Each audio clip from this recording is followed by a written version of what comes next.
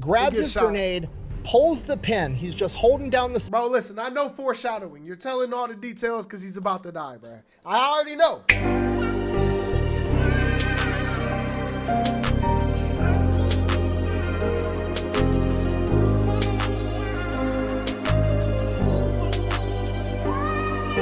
Third attempt in the last year at making this video, but it's one of those ones that you have to get right. American Samurai is crazy. Today we're talking about America's samurai, the Nisei, the second generation Japanese Americans that comprise the 442nd Infantry Regiment and the 100th Infantry Battalion, aka the Purple Heart Battalion. Ladies and gentlemen, in World War II, America did what is, in my opinion, one of the most disgusting things that the American government has ever done. They signed an executive order suspending all of the constitutional rights of Japanese Americans and then forced over 120 into, what are they called? Internment camps, right? Because, yeah. 1,000 American citizens into an internment camp for the duration of World War II for no other reason than they had Japanese ancestry. Despite that, the sons of these Japanese Americans not only volunteered to fight for America in World War II, they demanded and petitioned for the opportunity to do so. And not only did they fight, they became one of the most effective and decorated combat units in American history. And we're gonna get into it right after word from our sponsor. This video is brought to you by Sundays. It's food for dogs. Isn't that right? Listen, don't got a dog, but if you do, Sundays, food for your dog. All right, our story begins on December 7th, 1941, when the Imperial Japanese attack America at Pearl Harbor. Okay, everybody knows what the attack on Pearl Harbor is, but what almost nobody knows about is the Ni Hao incident that happened directly after the attack on Pearl Harbor that would change the course of American history. During the second wave of the attack at Pearl Harbor, America was able to get some of their fighter planes up in the air and begin fighting back. Some of these American fighter planes were obviously shooting at the Japanese fighter planes, and one of these Japanese Zeros ends up getting shot in its fuel tank and leaks out a bunch of its fuel. The Imperial Japanese pilot Shigenori Nichikaichi does the only thing he can do in that situation. He makes an emergency landing on what he believes to be a small uninhabited Hawaiian island known as Ni Hao. However, he was incorrect. The island actually had 135 inhabitants, 133 of which were native Hawaiians, and then there was one Japanese couple, Yoshi and Irene Horata. Now, Ni Hao is like 140 miles away from Pearl Harbor, so the residents of the island had no idea that Japan was actually attacking America. So when he first made this emergency landing, everybody was happy to help this guy. They thought he was just, you know, a pilot from a friendly country that needed their help. Then within a couple of hours, word had reached Ni Hao that America was under attack by the Japanese, at which point the Hawaiians did the appropriate thing. They took him as their prisoner, took away his guns, locked him up, and they were gonna hold him for the American government to come and get him. All right, let me ask you this one time. What master do you serve? What master do I serve? What am I supposed to say, Jesus? But for whatever reason, Yoshi and Irene decided that they were sympathetic towards this Japanese pilot, so much so that they were actually going to help him break out of jail, arm him, and try to help him escape. It's a bold strategy, Cotton. Let's see if it pays off. Arm him and try it, so much so that they were actually going to help. Irene decided that they were sympathetic towards this Japanese pilot, so much so that they were actually going to help him break out of. And that right there, ladies and gentlemen, is why America. No. There's no reason for the internment camp. But what are you doing? They don't blew up the jail, arm him, and try to help him escape. It's a bold strategy, Cotton. Let's see if it pays off for him. This plan would ultimately be thwarted by the Hawaiians, primarily a man by the name of Ben Kanahele, who was a World War I veteran and rancher. When Ben Kanahele went to stop Shigenori from escaping, Shigenori shot him 3 times, at which point Ben Kanahele proceeds to pick Shigenori up and throw him at a stone wall. His wife then bashes him in the head with a rock while Ben pulls out his hunting knife and slits his throat. Which I cannot stress to you enough is the most Polynesian American shit I have ever heard in my entire life. Homie gets shot 3 times, then proceeds to pick up the armed gunman and throw him at a wall like he's the Incredible Hulk. All right, so maybe that super soldier serum is real, okay? Now, if I get a plane and go to this island and start getting tossed around like a volleyball, I will send y'all the Ray-Ban meta footage, okay?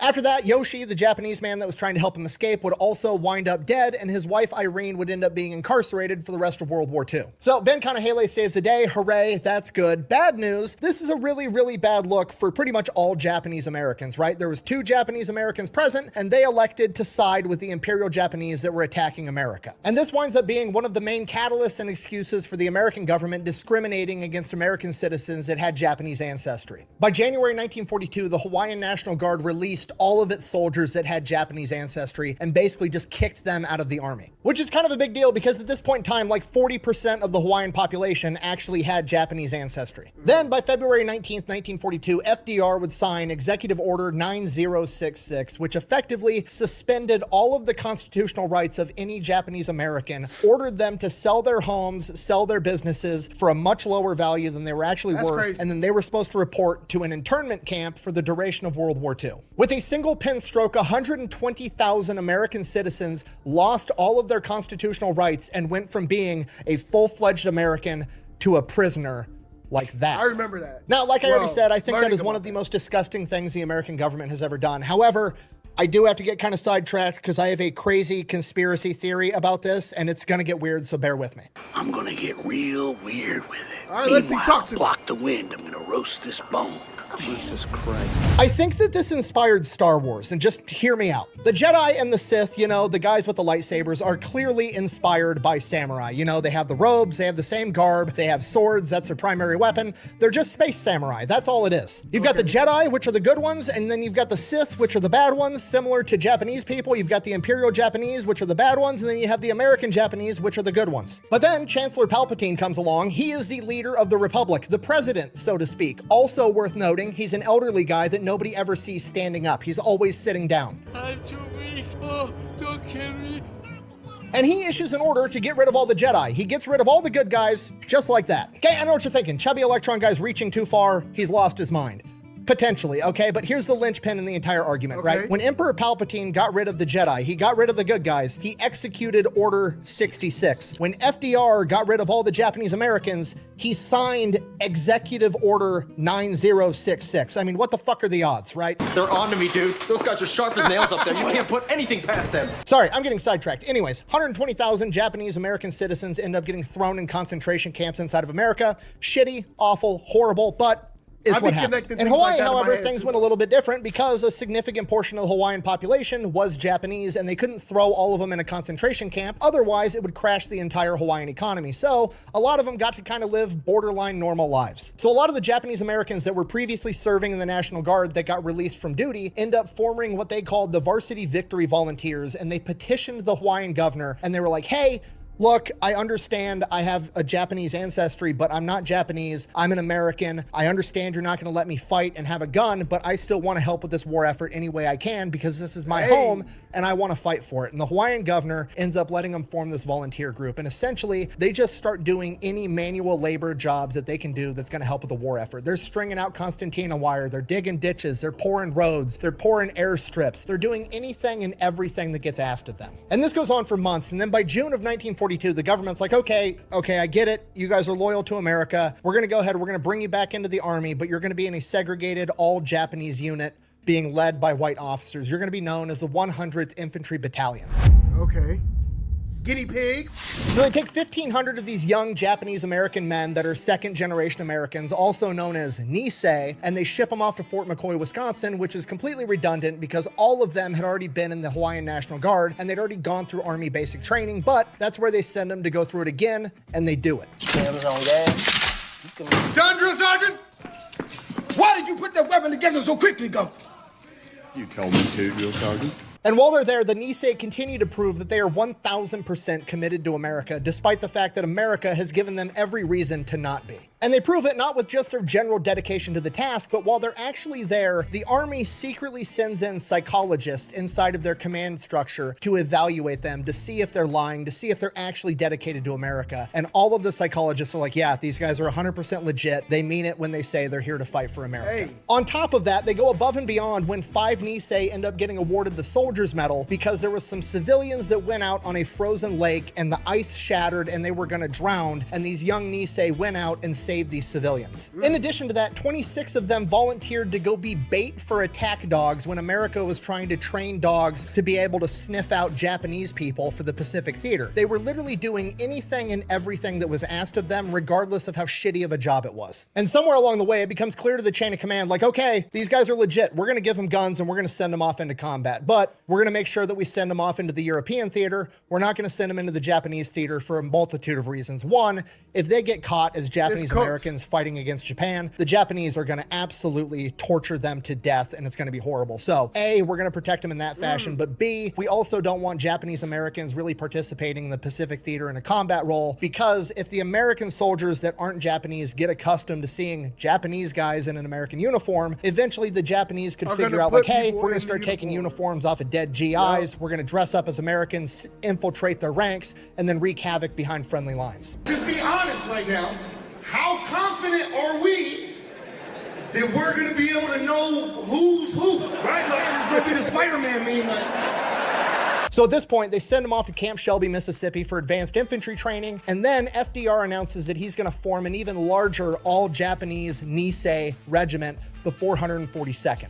Now, the American government is hoping to get 4,500 volunteers to be in the 442nd Infantry Regiment, which is kind of a big ask from a community of people that you've just taken all of their civil rights away and then thrown them in a prison. And not only do they end up getting 4,500 volunteers, they get over 10,000, which is absolutely insane, because I'm gonna tell you right now, if you incarcerated my entire family for no other reason than the color of their skin and then asked me to go fight in a world war for you, I would probably tell you to go fuck yourself. So all 10— Bro, America did that a couple times though. Okay, well, to a couple groups, and they signed up and fought though. 10,000 of these dudes are far bigger men than me. Speaking of bigger men than me, one of the volunteers is a young man by the name of Daniel Inouye, who is currently in med school trying to be a doctor. When Pearl Harbor happened, he ran to the nearest Blue Cross aid station and started working around the clock treating the wounded. And he's been volunteering at aid stations and hospitals for months while also going to med school ever since Pearl Harbor happened. So when he goes to the draft board, the draft board tells him, like, no, you're too valuable where you're at. You're going to go off and become a doctor. On top of that, you're already doing a bunch of work for us stateside. We don't want to send you off to combat. So he's like, okay, I'll be right back. He leaves, drops out of med school, tells the hospital he's not coming back to help anymore, and then goes back to the draft board and is like, I just quit my job and I dropped out of med school. Fucking send me. So they end up sending him,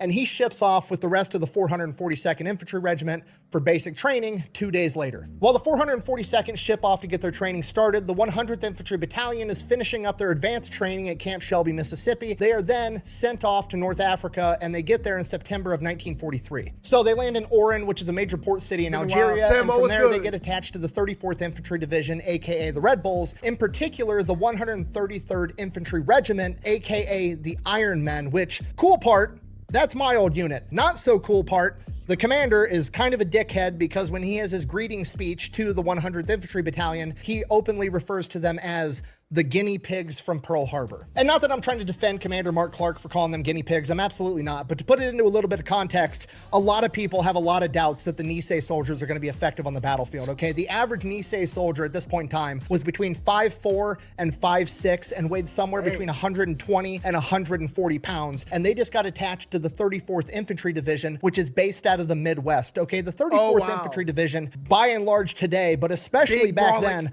was almost nothing but 185-pound corn-fed white boys with machine guns that grew up on a farm. So they're looking at these dudes with a smaller stature like, what do you guys really think you're going to do on this battlefield? Why are you even here? Look at that. He's making me cry. If the Nisei want respect, they're going to have to prove themselves. And from the second they step foot in combat, that's exactly what they did, because they started kicking ass right outside of Salerno, Italy, when they first saw combat. For their first week of combat, they drove the Germans back 15 miles per day, every single day. 15 miles per day, bro.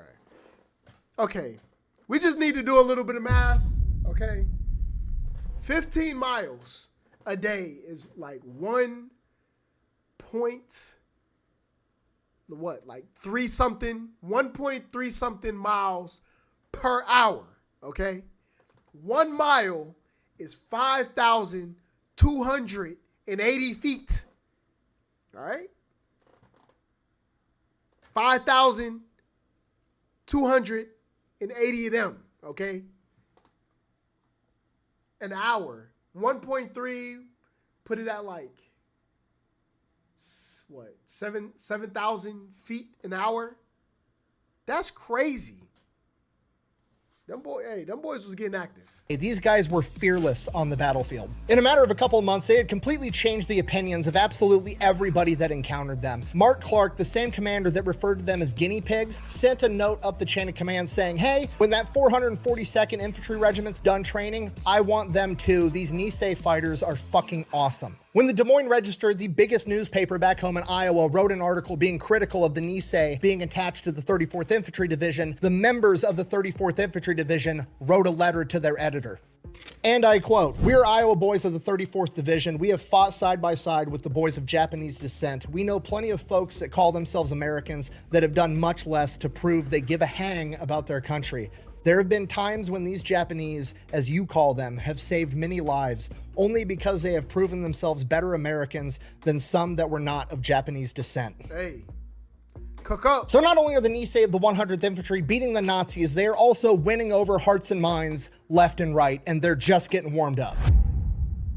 All right, by January of 1944, the 100th and the rest of the Allied forces have advanced through North Africa, and they have come up to the German Gustav Line. The Gustav Line is effectively the line in the sand that Germany has drawn, where they are not going to let the Allied forces advance past this. Hold up, this is...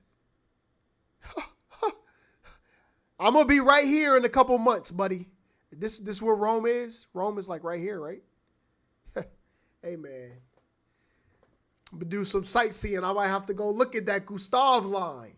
It is heavily fortified. They have the high ground. They have all the advantages, and they are going to fight tooth and nail to not let Allied forces penetrate through this line into Europe. And one of the most vital areas of the Gustav Line is where the 100th Infantry is at. It's at Monte Cassino. Cassino is a small town, and then above it, on a humongous hill overlooking the town, is an old monastery that the Germans have turned into a massive fortress. And not only that, they went and chopped down all the trees on the hills and the ground in front of the monastery, knocked down all the buildings, so there's absolutely nothing to provide cover or concealment in case they assault. So you're pretty much running through an open field uphill into German machine gun fire if you try to take this position, and that's exactly what America is going to do anyways, because it's the only option. And because the 100th Infantry, which I'm now going to refer to by their nickname, the One Puka Puka, because it's easier for me to say, has developed a reputation for being both fearless and willing to take on any challenge, they are selected to lead the first assault on Monte Cassino. January 17th, 1944 at midnight, Alpha and Charlie Company of the One Puka Puka are going to take off, advance up this hill. They fight all the way up this hill and make it to the outer stone walls of this monastery, where they get pinned down and they continue to fight all night long. They're taking heavy casualties. They're running out of ammunition. It is straight up not a good time. They need more ammo. But now it's broad daylight out, so they're going to have to send in reinforcements. So they send in Bravo Company of the One Puka Puka. But if they go out in broad daylight up this hill with no cover, they're going to get absolutely mowed down. So they drop a bunch of smoke. Bravo Company starts advancing through the smoke, and then the wind shifts and blows all the smoke away, and they get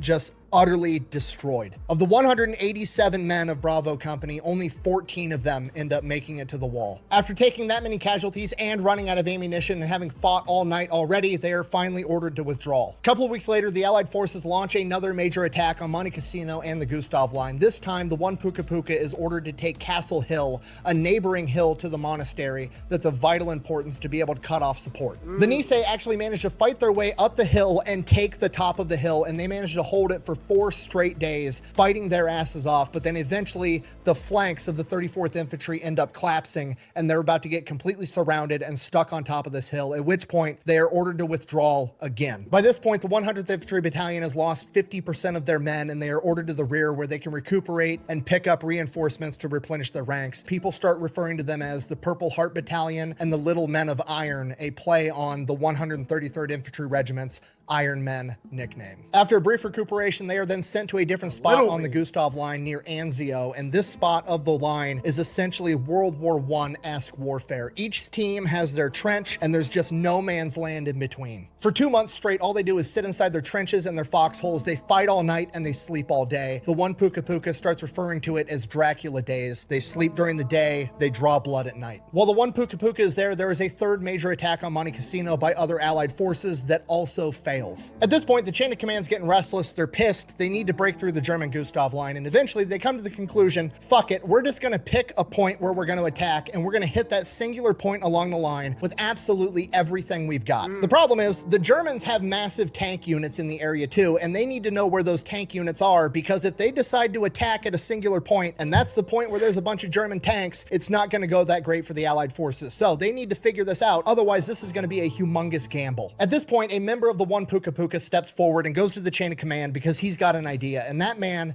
is Lieutenant Young Oak Kim. And Young Oak Kim is already a complete badass. He's already earned a Silver Star and a Purple Heart, and he's coming to the chain of command with this crazy idea. But what's most interesting about Young Oak Kim is he's one of the very few people in the 1 Puka Puka that's not Japanese. And that's because he's an officer, and typically the officers were white men, but in Young Oak Kim's case, he was Korean. Now, as I'm sure you can imagine, the racial tensions between Japanese people and Koreans during World War II was pretty high, considering the Japanese had invaded Korea and were committing atrocities there. Because of this, prior to deploying with the 1 Puka Puka, the chain of command pulled Young Oak Kim aside and they were like, hey, we understand that Japan is invading Korea. There's racial tensions between Japanese and Korean people. If you want, we can give you different orders and have you attached to a different unit. To which Young Oak Kim replied, and I quote, "There are no Japanese nor Koreans here. We're Americans and we're fighting for the same cause." So Young Oak Kim is just a complete badass, and he goes to the chain of command and he's like, look, you need somebody to go behind enemy lines and figure out where these tank units are. Here's my plan. You guys keep attacking at night with these major formations. It's obvious. They know we're coming at night. Why don't you send me and one other guy behind enemy lines in broad daylight? I will sneak back there. I will capture a German soldier, drag him back. We can interrogate him and figure out where these tank units are, and then we'll know where to attack.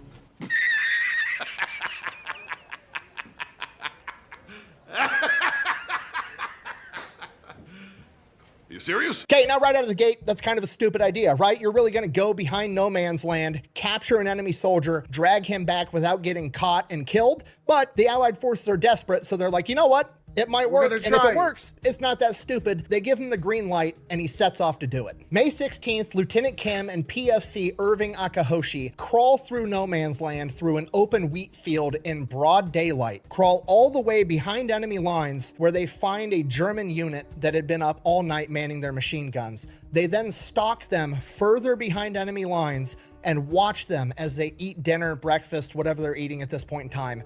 Watch them eat and then fall asleep. And then when two dudes go to, be the guards, they stalk them, and then they end up sitting there and waiting till they fall asleep, and they wake them up by shoving their guns in their mouths so they can't scream. Kim and Akahoshi then take their two German prisoners, smuggle them back through no man's land, behind friendly lines, turn the prisoners over, they get interrogated, they gather the intel as to where the German tank units are, and define the battle plans for the entire Allied advance. Nuts. 48 hours later, after setting off on his mission, the Allied forces launch their attack in Monte Cassino Falls on May 18th. Lieutenant Young Oak Kim is then awarded the Distinguished Service Cross, the second highest award in the American military. And as he's getting that pinned on his chest, Commander Mark Clark... This is like something you would see in a movie. Army crawling through the cornfield, stalking people. Oh, behind the wall, look around.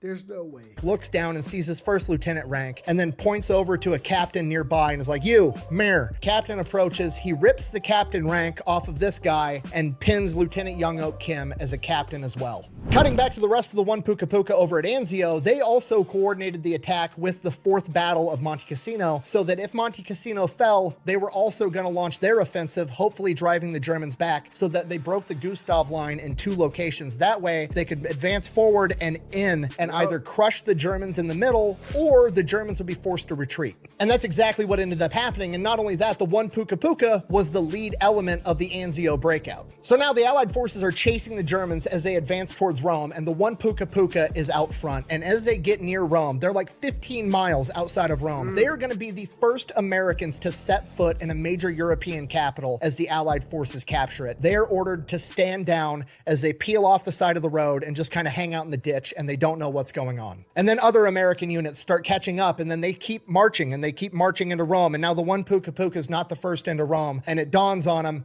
they pulled us off to the side because they didn't want a bunch of Japanese dudes being the first Americans. Yo, this is some, these are some haters, bro. There's some haters. Bro, I get it. What was it called? the way things look. Not objectivity. What's the word I'm looking for? I don't know. To capture. But like optics. I get it. The optics. We can't have them walking up in there like this. But bro, they earned it. Okay? But that's the one thing. History always favors the real winner. Okay? Some people say like the winners get to write history. No. Historians write history. Okay?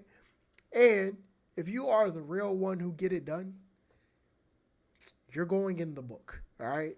A major European capital. They never even got to set foot in Rome. They were ordered to go link up with the new Nice unit, the 442nd Infantry Regiment, and they would be absorbed into that unit now instead. Crazy. From here, the 1 Puka Puka still kind of retained its identity as the 100th Infantry Battalion, but they are just now one of 3 battalions inside of the 442nd Infantry Regiment. And their new unit slogan is one of the best and most famous slogans in military history: go for broke, which is a Hawaiian slang term that basically means I'm going all in. I'm pushing all my chips into the table, because that's exactly how these guys felt. They're all in this shitty situation where their former homeland is attacking them and their new home seemingly doesn't want them. So they're picking their side and they're going all in. From here, the 442nd is ordered to head north and take over a town called Suvareto, and this is going to be the first major military operation that they get to conduct by themselves. This is the ultimate point that they get to prove themselves, where they can say, we did that alone and nobody else helped. And they do it with surgical precision. They end up taking the 2nd and 3rd battalions of the 442nd Infantry Regiment, and they attack the front of the town, and then they send the 1st Battalion, the 1 Puka Puka, around the backside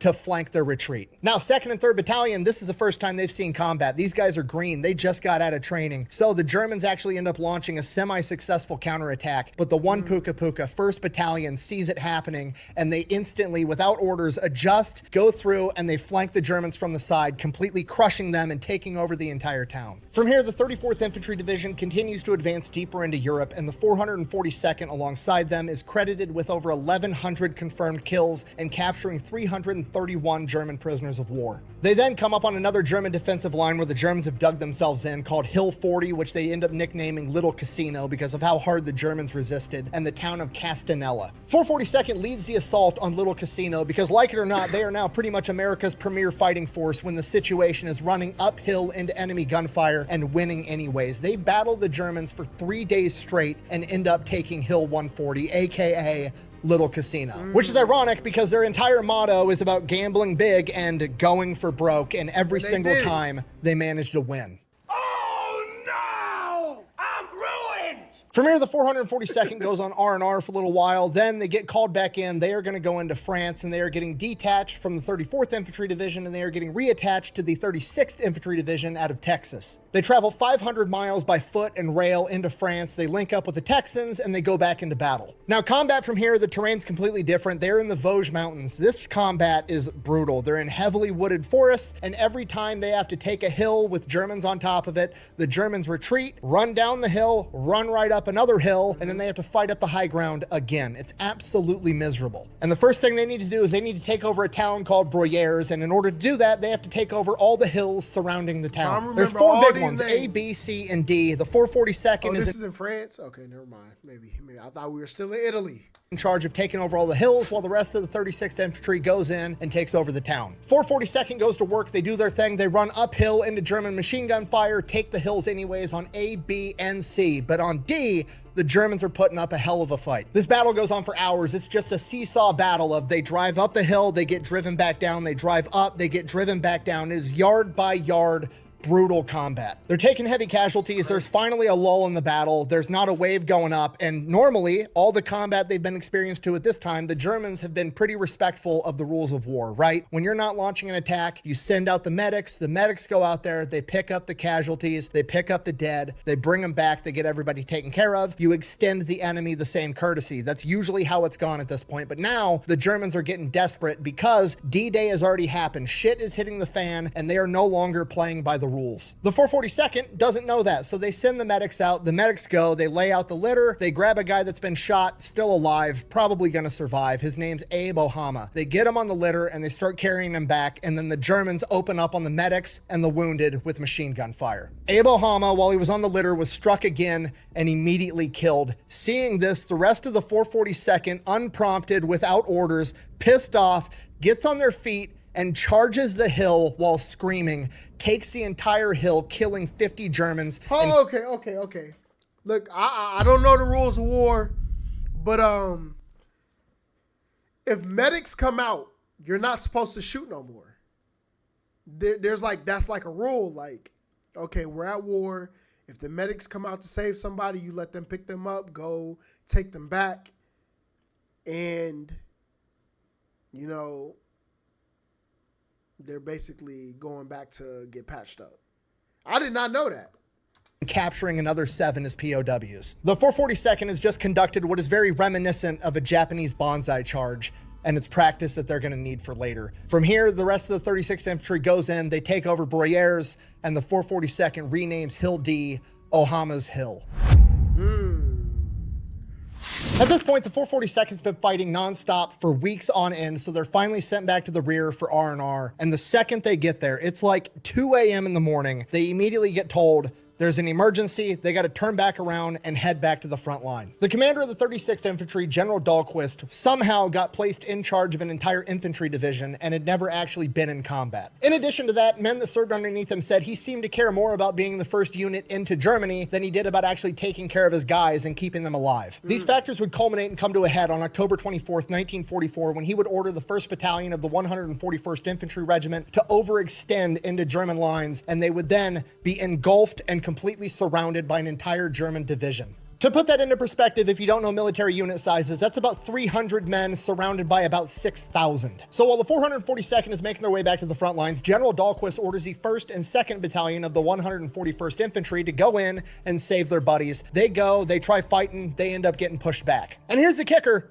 The Germans just think that the Americans are trying to break through the line. They don't know that the Americans are freaking out because there's an entire battalion surrounded. They have no idea that 1st Battalion is up above them on a ridge. But from the American perspective, they think obviously the Germans know that. So they're like, oh shit, we can't punch through the line to go save them. We better start airdropping in ammunition, food, and water so they can stay up on that ridge and fight as long as possible. So they go and try to airdrop a bunch of supplies to them. The airdrop gets caught by the wind and goes off course. And then the Germans are like, wait a minute, why the fuck are the Americans airdropping supplies to us?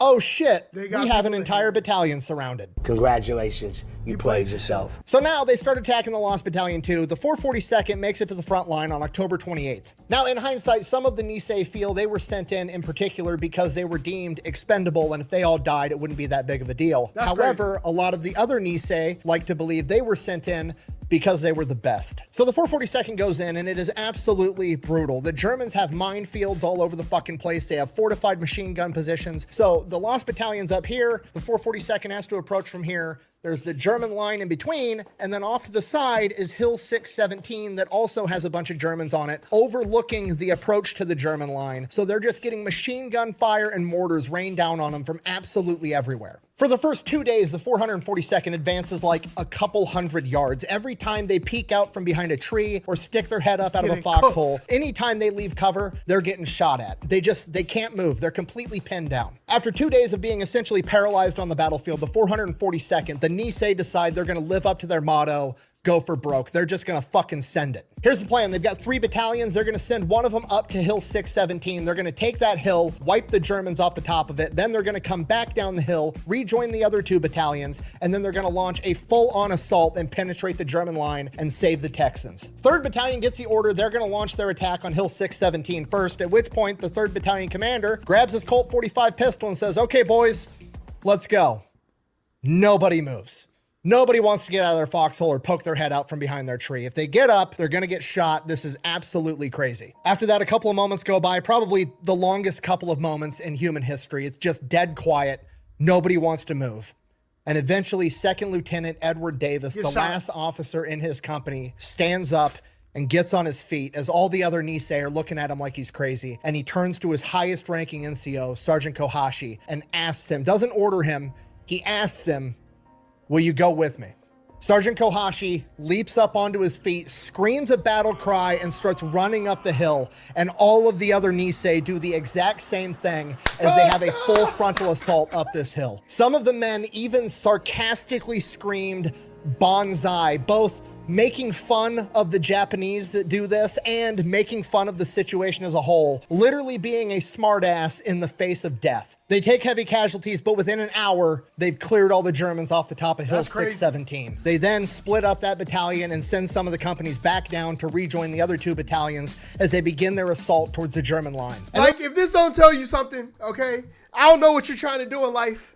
I don't know what type of accomplishments you're trying to gain. I don't know what type of team you got, okay? But if people can do this with their life on the line, there's literally no reason for you not to go all out on that thing that you want to do in life, okay? You can sit in a foxhole for the rest of your life, waiting to see, you know, if I get up out this foxhole, is life really gonna be what it needs to be? Or you can get up and get active, all right? Now, the penalty for them is a casualty. Penalty for you ain't a casualty, all right? So you might as well do your thing, okay? That's crazy. Those companies that come down from the hill bring the same energy with them, and they launch another Landy Vincent was good. How you doing? Banzai charge straight at the German line. Worth noting, one of the men that was in this charge was Daniel Inouye. Remember the kid we talked about earlier that dropped out of med school to go be part of the 442nd? He is in this charge going in to rescue the lost battalion, and as he's charging towards the German line, he gets shot in the chest.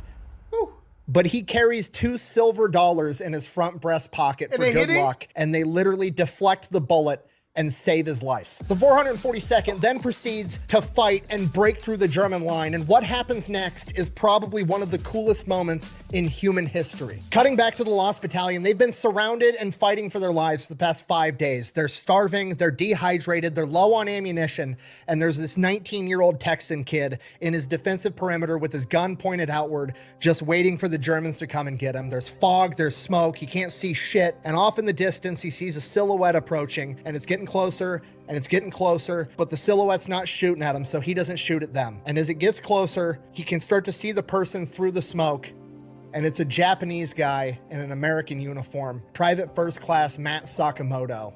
And as he gets closer, he stops, and Matt Sakamoto and this young Texan kid are looking at each other, and this Texas kid's lip starts quivering and he starts tearing up. He's just had his life saved by this Nisei soldier. And then Matt Sakamoto, in the coolest thing ever, just reaches in his pocket and pulls out a package of Lucky Strike cigarettes, one for himself, and goes, "You want to smoke?" And a couple seconds after that, the rest of the Nisei come walking through the smoke, and they've rescued the Lost Battalion. Yo, this is a scene from anime, bro. This is crazy. 64 men of the Lost Battalion were killed in combat. 211 of them were saved by the 442nd. To save those men, the 442nd sustained 800 casualties, 120 dead, and 680 wounded. And it is at this point that a rational person that's maybe never served in the military would ask, is that even worth it? Should they have went in there to rescue them if it costs that much? And the answer is unequivocally yes. And it's not because the Nisei were expendable or that they were worth less than the Texans. It's because nobody's expendable. When you join the United States Army, when you become a soldier, they make you say the Soldier's Creed over and over and over again ad nauseum. And in the Soldier's Creed, it says, "I will always place the mission first. I will never accept defeat. I will never quit. I will never leave a fallen comrade." And those aren't just words that they make you say because they sound good. No, it's a promise to the person to the left and the right of you that no matter how bad shit gets, we're going to come to get you because you're one of us. You're not just some number on a spreadsheet that we can plug into a mathematical calculation and determine if you're worth saving or not. No, you're an American soldier and we're coming to fucking get you. You're goddamn right. And there's never been a better embodiment of this principle than the 442nd rescuing the Lost Battalion. Because not only did they live up to the ideal of you're one of us, we're coming to get you no matter what, they also, in doing so, proved that they are one of them. The Nisei, the outsiders, the Japanese that nobody can trust, proved irrefutably that they're not Japanese, they're not outsiders, they're just Americans. They're one of us. Okay, now, finally, after getting pulled off of R&R almost immediately to go save the day and rescue the lost battalion, they are then finally sent to southern France where they can actually have some R&R. And from November till March, they're on a security detail that's relatively low impact. They get to rest, recuperate, they get their ranks replenished, and this is referred to as the Champagne Campaign. Then in April of 1945, the Allied forces finally make it to the German Gothic Line, their last-ditch effort of defenses inside of Italy. It is heavily fortified, and like everything else the Germans made, it's believed to be impenetrable. That's actually hilarious. So the Allied forces called up the A-Team. They bring in the 442nd. Nothing has fucking stopped these guys yet. This probably isn't going to stop them either. And because they're the best guys, they're going to get the toughest mission. They are assigned to attack one of the mountain strong points of the entire Gothic line. Literally, the most impenetrable part, that's where the 442nd is going to attack. Now, the reason the chain of command did this is they wanted to use the 442nd as a diversionary attack, right? They're going to have the 442nd attack this super strong point. That way, the Germans are going to send all of their reinforcement troops to this strong point to hold that point, right? And then once all the reserve troops are there fighting the 442nd, because these guys aren't going to give up, and hell, they might win anyways, they're going to be able to attack a weaker part in the Gothic line and punch through. However, nobody told the 442nd that, so the 442nd treats it not as a diversionary attack, but as a main attack, and they punch through the strongest point with reinforcements anyways in a single day. You planned. It worked. And during that attack on April 1st, 1945, the main character that's been there all along would finally emerge. Daniel Inouye, the 18-year-old kid that dropped out of medical school and put his dreams of becoming a surgeon on hold to go off and fight for his country. Daniel Inouye, the guy that helped save the lost battalion and had his life saved by $2 silver when he was shot in the chest, had ended up getting promoted in the field to a lieutenant and was now leading an entire platoon. During the attack on the Gothic line, Daniel Inouye's platoon gets pinned down by 3 German machine gun nests with MG-42s, the most terrifying machine gun of World War II. With his entire company pinned down, Daniel decides that he's going to live up to the unit motto of go for broke, and he's going to do some gangster shit. Advancing by himself, he gets shot in the stomach, fights through it, gets to the German machine gun nest, hits it with a grenade, blows it up, immediately shifts to go to the next German machine gun nest, makes it all the way there, throws another grenade in that one, takes out the Germans there as well. He then crawls up to the 3rd German machine gun nest, gets within 10 yards, grabs his grenade, pulls the pin. He's just holding down the... Bro, listen, I know foreshadowing. You're telling all the details because he's about to die, bro. I already know. He called him the main character, though, so I'm hoping that's not what happens. You got saved by $2 silver before. Spoon winds back to throw it, and the German inside the nest shoots him with an anti-personnel grenade that hits him directly in the elbow. He was so close that the grenade didn't have time to arm itself, and it is just the blunt force trauma of a massive grenade flying at him that severs the majority of his arm. His men immediately leap up to help him, but he screams at them to stay under cover because he's worried that that arm that he's not in control of anymore is going to relax and let go of the spoon on that grenade and kill him and even more of his men, so he orders them to stay back. In his own words, and I quote, "I looked at my right hand and it was gone. The grenade was still there, clenched in a fist that suddenly wasn't a part of me anymore. I pried it out with my left hand and threw it. That grenade hits its target, and Daniel Inouye has just taken out a 3rd German machine gun nest, both left-handed and single-handedly, literally. He then gets to his feet and continues advancing on the German position, killing at least 1 more German with his Thompson submachine gun before getting shot in the leg and collapsing to the ground unconscious. He then wakes back up flat on his back, looking up at his men who are looking down at him, and he hits them with the hardest line in military history, and I quote, "Nobody called off the war," literally telling his dudes, quit worrying about me and assault the fucking objective. And as if that wasn't gangster enough, Daniel Inouye is then rushed to the rear where he receives emergency medical treatment and has to get his arm amputated in the field completely sober. He had already received too much morphine in the field, they couldn't give him any more without killing him, and they don't have anesthesia on the front lines in World War II, so they just had to cut it off while he was awake. While that's going on, Inouye's men and the rest of the 442nd go on a German ass-kicking extravaganza. Over the course of the next week, they liberate like 5 towns, a concentration camp, they secure key roads, they cut off German supply lines, they're forcing Germans to surrender left and right. The 442nd is advancing so fast that American supply lines can't even keep up, and they're forced to operate on whatever they confiscate from the Germans that they kill or surrender to them. Then on May 2nd, 1945, the German forces inside of Italy surrender. 5 days after that, May 7th, 1945, all of Germany surrenders, and World War II for the 442nd is over. Yes, sir. When all was said and done, approximately 18,000 men fought in the 442nd Infantry Regiment. And those 18,000 men were awarded more than 18,000 medals, making them the most decorated unit in U.S. military history for their size and tenure. A few of those medals include 8 Presidential Unit Citations, which is like the Medal of Honor for a military unit, and they earned 5 of them in a single month. 21 Medals of Honor, 29 Distinguished Service Crosses, somewhere between 360 and 600 Silver Stars, 4,000 Bronze Stars, and 9,486 Purple Hearts. And that is the story of the Nisei, the Americans that made up the 442nd Infantry Regiment that had every excuse in the world to hate America and chose to love and fight for it anyways. Thank you for watching. Best way to support the channel is go buy some merch over at thefatelectrician.com. Quack bang, out. You fought not only the enemy, but you fought prejudice, and you've won. Keep up that fight. What? What? Yo, buddy, there's no way you're gonna tell me what I beat when you put it on me, all right? All right, yeah, listen, y'all sent us to the camps, okay? You fought it and won. Pretty rich coming from you. And we'll continue to win. To make this great republic stand for just what its Constitution says it stands for. The welfare of all the people, all the time. Oh, now you want to talk about the Constitution now, huh? Constitutional right? You mean the ones that was suspended until I decided to sign back up for the... Come on, man. What are we doing? I feel like I'm forgetting something.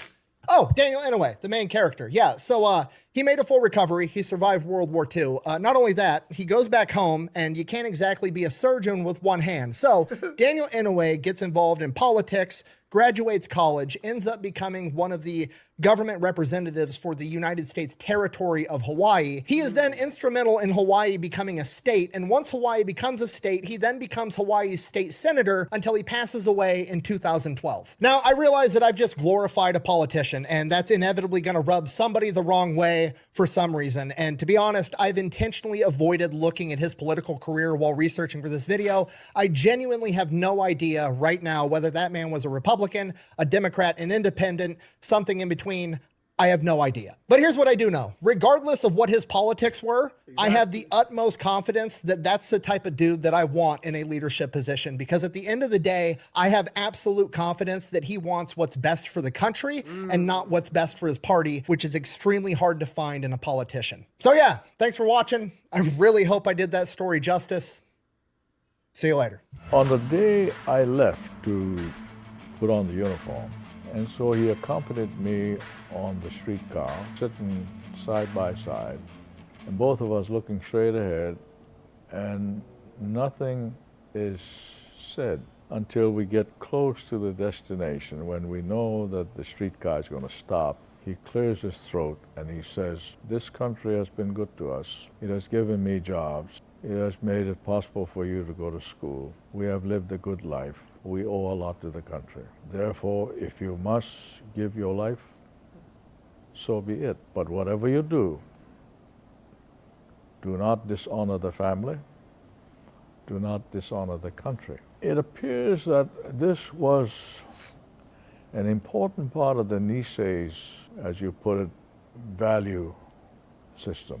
Because I recall very vividly the night before we began our first attack. So that following morning, I sat down and said, "By the way, what were you people thinking about last night? I'm just curious." After a while, one of them popped up and he said, "I was praying that I don't be a coward."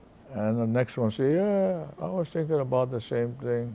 Everyone said the same thing in different ways. Do not dishonor the family, right? So here, these are the men who work in the plantations, who work in the fields, men who volunteered from the camps, you know, because they were a mixture of Kotonks and us. And every one of them, whether they were in Montana, Wyoming, or Arizona, or Honolulu, came out with the same thing. That's fire. That right there, ladies and gentlemen, is a banger. So when the metal hit his mug, he just sunk in place. 100K Holla, chillin' Bahamas. Come home to your crib and throw in your mama.